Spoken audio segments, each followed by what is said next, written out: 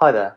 In this video we will learn how to search or filter a sap.m.list using one of the code snippets within Neptune DXP. I've already defined a table and populated it with some dummy data, so we have something to search for. Here you can see the database and the column headings. In order to use this table within an app, we can quickly generate an API using the table definition type and importing the table that we just looked at. This will automatically create the 4 CRUD operations for us to utilize. Let's keep things neat and put this API in the same package that we already put the database into, and allow the use of the API within the app designer and app editor. We can save, display, and jump into the app. I've already created the foundation of the app. It consists of one page with a sap.m.list in the center, and the list contains a custom list item element, which contains a number of H boxes and V boxes to give all the elements a nice layout. We'll get back to that in a second, because first we need to connect to the table through the API we just configured. We grab the API resource and drop it into the resource section of our app.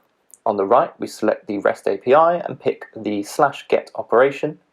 In the properties we set the init load to online, so the API is called when the app is loaded, and we set the 200 response of the API to the list. Now, we ensure the model source of our list is set to the API, and we're good to start binding the objects in the list to the incoming data from the API. This is easy, just by selecting each element, finding the property we want to bind, in this case it's the text property, and then selecting the corresponding data from the wizard.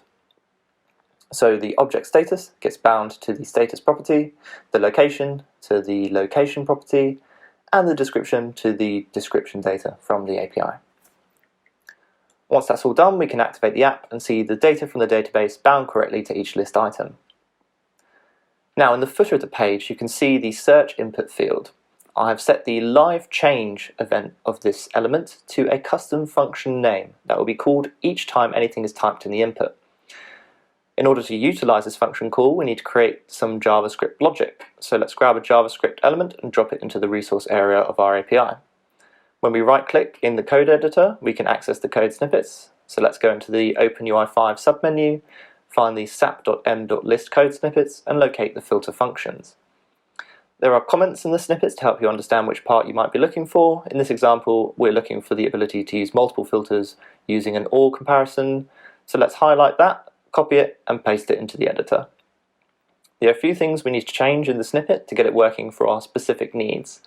The first thing is to replace the field 1 and field 2 placeholders with the field names from our database table. So in our example, we start with WO for the work order number and description. We also need to replace the filter value 1 with whatever we're searching for, which is whatever we've typed into the input search field. So we simply grab the name and add a .getValue operation to use that. Let's copy that down to the second filter line, and then copy the entire line so we can filter by all the properties in the list.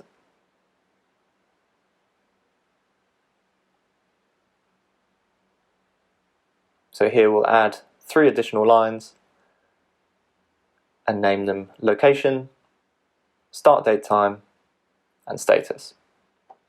Now we simply wrap this logic within a function which matches the live change function name from the input field. So here we have the function name, and we wrap the entire logic inside that. And then we simply change the yourList placeholder to the name of the list that we want to filter. Done. So let's activate and test.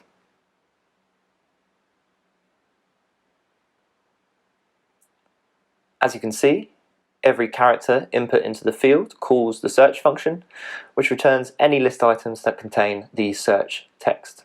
And since we programmed the logic to search against each field in the list, we can search by words, numbers, or even the date of a list item.